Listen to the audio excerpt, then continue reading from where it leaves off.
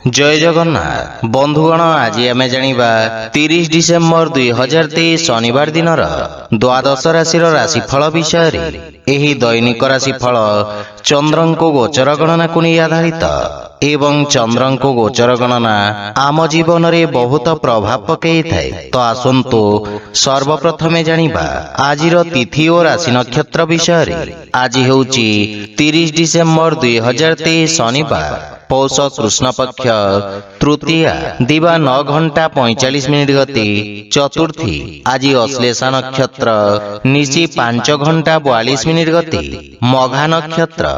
आज कर्कट चंद्र निशी 5 घंटा 42 मिनिट गते सिंह चंद्र। आज सांवत्सरिक श्राद्ध चतुर्थीर एकधिष्ट पार्वण। आज शुभ बेला प्रातः 6 घंटा 31 मिनिट रु दिवा 7 घंटा 14 मिनिट पर्यंत। आज सूर्योदय प्रातः 6 घंटा 30 मिनिट। आज सूर्यास्त संध्या 5 घंटा 21 मिनिट। आज घात चंद्र नास्ति एवं वृष सिंह ओ कन्या राशिर घातबार।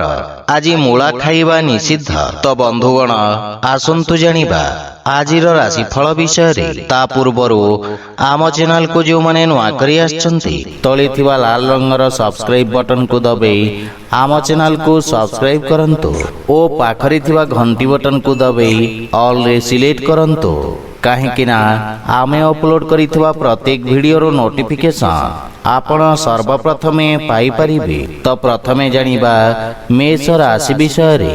चंद्रदेवंक चतुर्थ भाव रे गोचर कारणरू किछि समस्या आपनଙ୍କୁ हैरान करि पारे। कार्य क्षेत्र रे परिवर्तन एवं स्थानांतरणर संभावना रही, किंतु आपणक कठिन परिश्रम एवं धैर्य बल रे आपण समस्त समस्यारु मुक्ति पाई परिबे। आपणक आत्मविश्वास वृद्धि पाइब एवं निष्पत्ति नेबार क्षमता विकसित हेब, जहा फल रे आपणकर किछि गुरुत्वपूर्ण कार्य समाधान हेबार संभावना रही। पारिवारिक जीवन रे पारिवारिक संपर्क खराब होई पारे, सेथिपई गृह कलहरु बंचिबा पई आपण परिवारर परिवेश को सकारात्मक रखिबार प्रयास करंतु।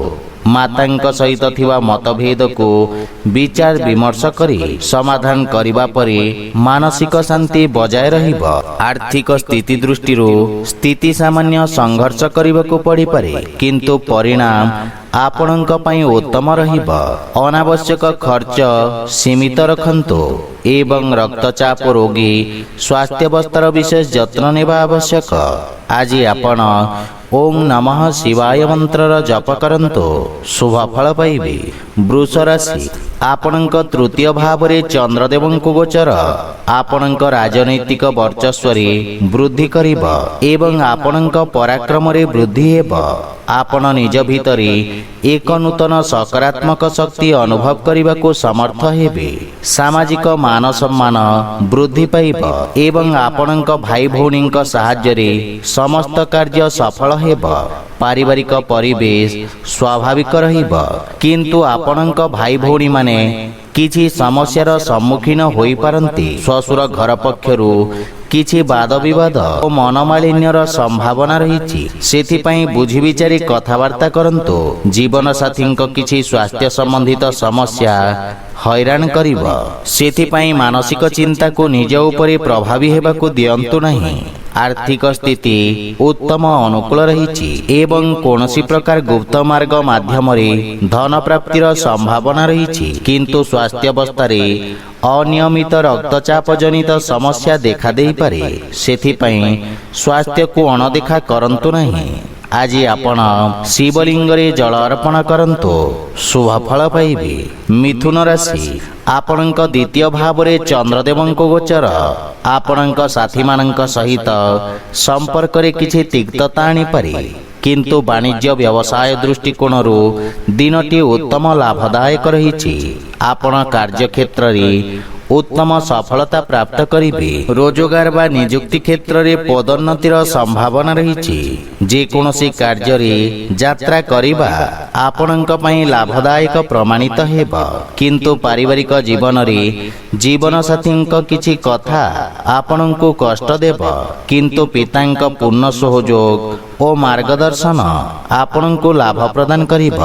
ମାତା ଓ ଜୀବନସାଥୀଙ୍କ ମଧ୍ୟରେ କିଛି ବିବାଦର ସମ୍ଭାବନା ରହିଛି, ଯାହା ପାରିବାରିକ କନ୍ଦଳ ସୃଷ୍ଟି କରିପାରେ।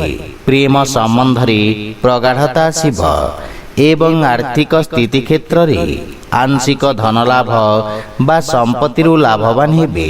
ସ୍ୱାସ୍ଥ୍ୟାବସ୍ଥା ଉତ୍ତମ ଅନୁକୂଳ ରହିଛି ଏବଂ ଆପଣ ରୋଗରୁ ମୁକ୍ତି ପାଇବେ।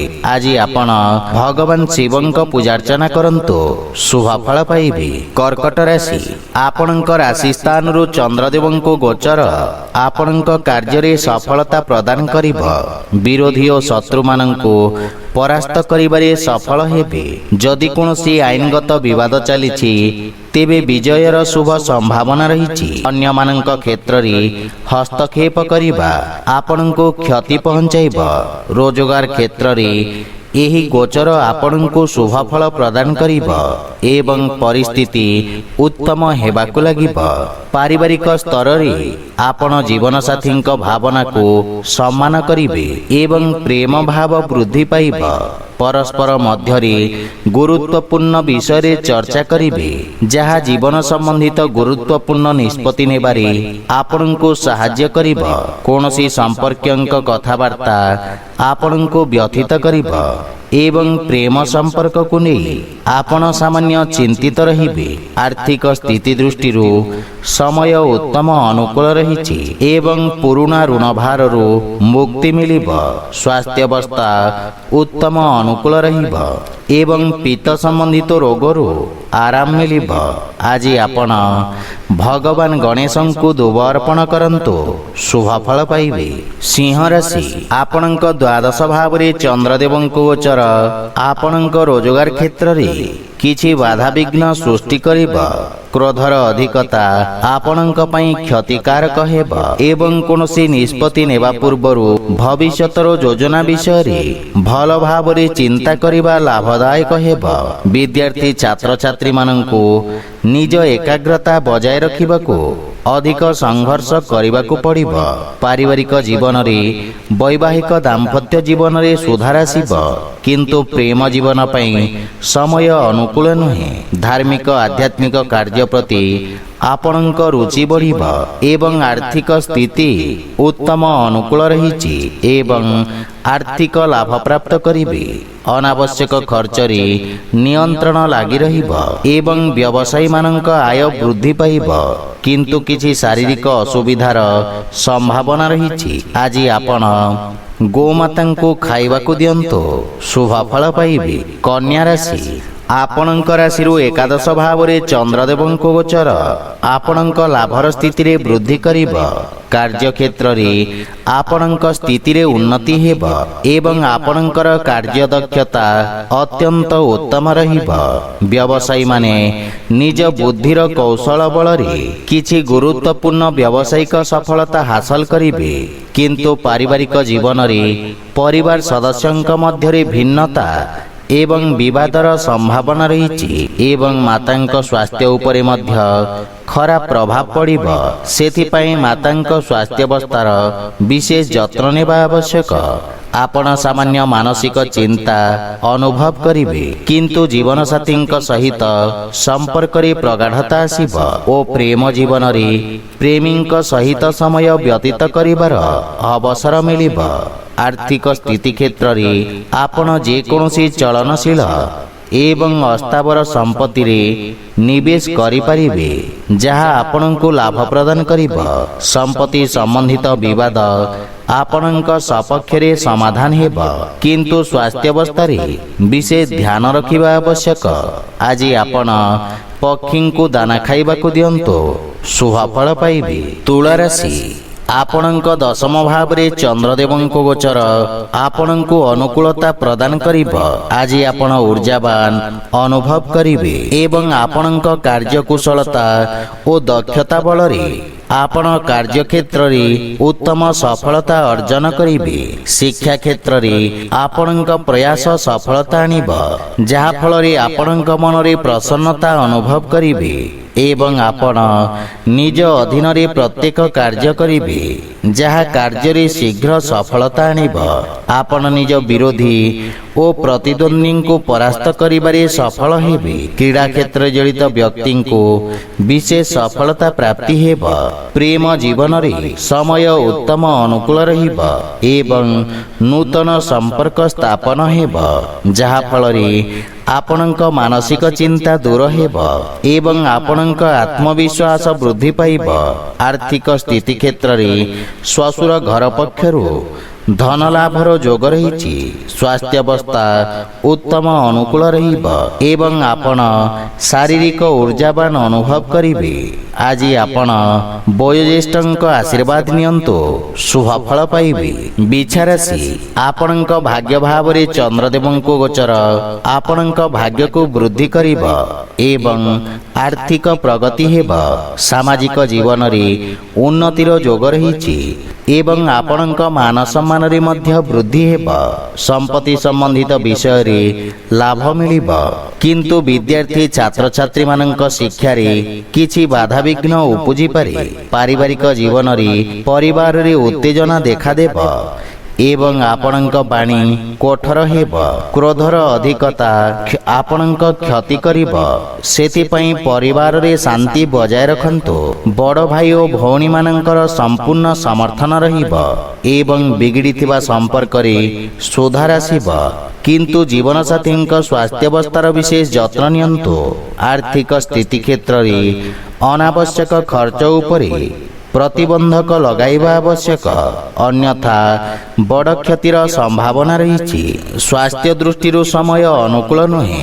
ଶାରୀରିକ ପ୍ରତିରକ୍ଷା ପ୍ରଣାଳୀ ଦୁର୍ବଳ ହେବାର ସମ୍ଭାବନା ରହିଛି। ଆଜି ଆପଣ ଅସୁସ୍ଥ ରୋଗୀଙ୍କୁ ଔଷଧ ଦାନ କରନ୍ତୁ, ଶୁଭ ଫଳ ପାଇବେ। ଧନୁରାଶି ଆପଣଙ୍କ ରାଶି ସ୍ଥାନରୁ ଅଷ୍ଟମ ଭାବରେ ଚନ୍ଦ୍ରଦେବଙ୍କୁ ଗୋଚର ହେତୁ ଆପଣଙ୍କୁ କାର୍ଯ୍ୟକ୍ଷେତ୍ରରେ କିଛି ସମସ୍ୟାର ସମ୍ମୁଖୀନ ହେବାକୁ ପଡ଼ିପାରେ, କିନ୍ତୁ ଆକସ୍ମିକ ଧନଲାଭର ଯୋଗ ରହିଛି। ସାମାଜିକ କାର୍ଯ୍ୟରେ ଆପଣଙ୍କ ଯୋଗଦାନ ଆପଣଙ୍କ ପ୍ରଭାବ କ୍ଷେତ୍ରକୁ ବୃଦ୍ଧି କରିବ। ଆପଣଙ୍କ ବିପରୀତ ପରିସ୍ଥିତିରେ କାର୍ଯ୍ୟ କରିବାର କ୍ଷମତା ଆପଣଙ୍କ ସହକର୍ମୀଙ୍କୁ ପ୍ରଭାବିତ କରିବ। ପରିବାରରେ କୌଣସି ବ୍ୟକ୍ତିଙ୍କ ସହିତ ମତଭେଦ ହେବାର ସମ୍ଭାବନା ରହିଛି, କିନ୍ତୁ ଆପଣ ନିଜ ବାଣୀ କୌଶଳରେ ସମସ୍ତଙ୍କୁ ପ୍ରଭାବିତ କରିବେ।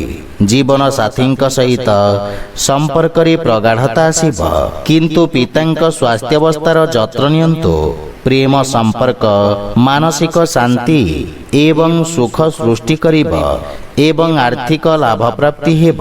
ଶୁଭ କାର୍ଯ୍ୟରେ କରାଯାଇଥିବା ନିବେଶ ଆପଣଙ୍କ ଲାଭର ସ୍ଥିତିକୁ ଦ୍ୱିଗୁଣିତ କରିବ।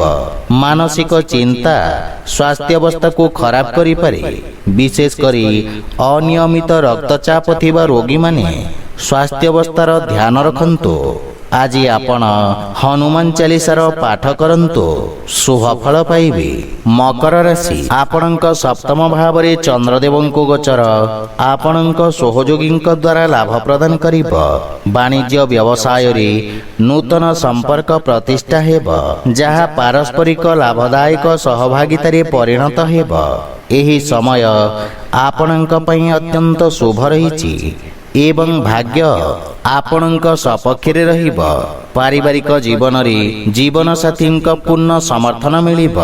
ସନ୍ତାନ ପକ୍ଷରୁ ସୁଖଦ ସମାଚାର ପ୍ରାପ୍ତି ହେବ। କର୍ମକ୍ଷେତ୍ରରେ ଜୀବନସାଥୀଙ୍କ ପରାମର୍ଶ ସହାୟକ ସିଦ୍ଧ ହେବ ଏବଂ ପତିପତ୍ନୀଙ୍କ ସମ୍ପର୍କରେ ପ୍ରଗାଢ଼ତା ଆସିବ। ଭାଇ ଓ ବନ୍ଧୁମାନଙ୍କର ସମଗ୍ର ସଂଗଠନ ଆପଣଙ୍କ ମନକୁ ଖୁସି ଏବଂ ଆତ୍ମବିଶ୍ୱାସରେ ପରିପୂର୍ଣ୍ଣ କରିବ। ବିବାହଯୋଗ୍ୟ ବ୍ୟକ୍ତିଙ୍କ ପାଇଁ କିଛି ଭଲ ପ୍ରସ୍ତାବ ଆସିପାରେ। ପ୍ରେମ ଜୀବନରେ ମଧୁରତା ରହିବ। ଆର୍ଥିକ ଲାଭରେ ଧୀରେ ଧୀରେ ବୃଦ୍ଧି ଘଟିବ ଏବଂ ଦୀର୍ଘକାଳୀନ ଯୋଜନା ଗୁଡ଼ିକରୁ ଲାଭ ମିଳିବ। ଯୋଜନାବଦ୍ଧ ଉପାୟରେ କରାଯାଇଥିବା ସମସ୍ତ କାର୍ଯ୍ୟ ସର୍ବୋତ୍ତମ ସଫଳତା ହାସଲ କରିବ ଏବଂ ଆପଣଙ୍କ ସାମାଜିକ କ୍ଷେତ୍ରର ବିକାଶ ହେବ। ନୂତନ କାର୍ଯ୍ୟର ରୂପରେଖା ପ୍ରସ୍ତୁତ କରିବେ।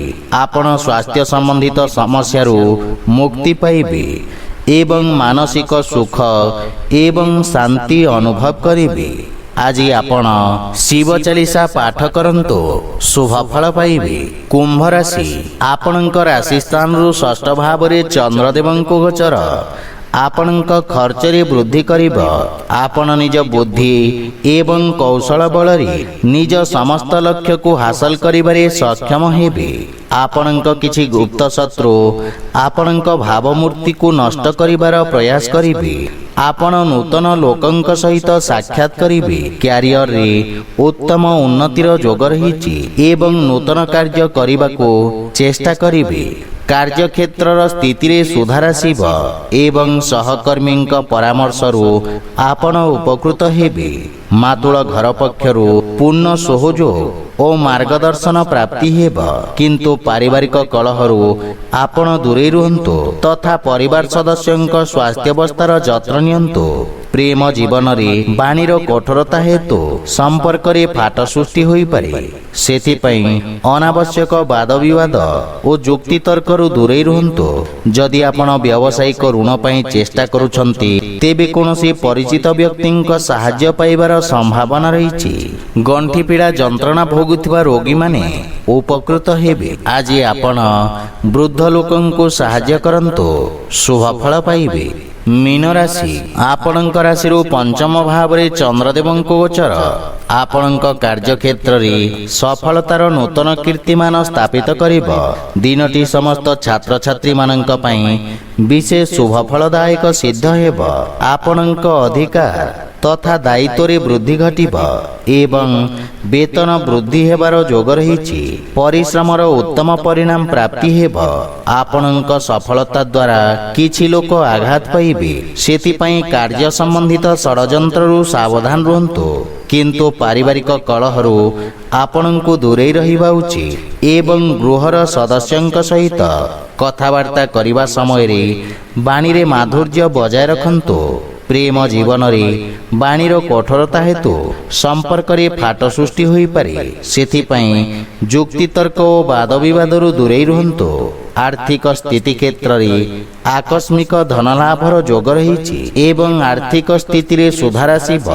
କାର୍ଯ୍ୟ ବ୍ୟସ୍ତତା ମଧ୍ୟରେ ସ୍ୱାସ୍ଥ୍ୟାବସ୍ଥାର ବିଷୟ ଧ୍ୟାନ ରଖନ୍ତୁ। ଖାଦ୍ୟ ଏବଂ ବିଶ୍ରାମର ସମ୍ପୂର୍ଣ୍ଣ ଯତ୍ନ ନିଅନ୍ତୁ।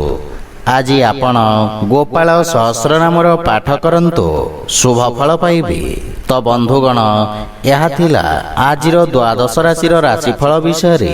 ଯଦି ଭିଡ଼ିଓଟି ଆପଣମାନଙ୍କୁ ଭଲ ଲାଗିଥାଏ, ଲାଇକ୍ ସେୟାର ଓ କମେଣ୍ଟ କରି ଜଣାନ୍ତୁ ଏବଂ ଆମ ଚ୍ୟାନେଲକୁ ସବସ୍କ୍ରାଇବ୍ କରନ୍ତୁ।